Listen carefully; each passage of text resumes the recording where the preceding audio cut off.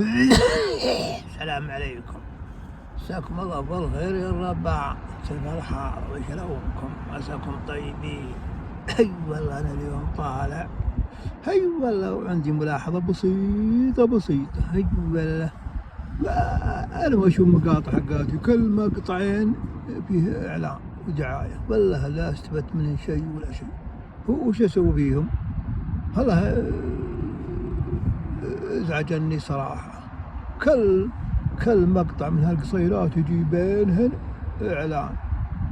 والله يوم مستفيدين، كلمتهم قالوا مالك شغل، هذه قناتنا حرة احنا واليوتيوب حقنا ما هو بلك، وش دخلك؟ قلت يا ابن الحلال أنا عندي هالقناة.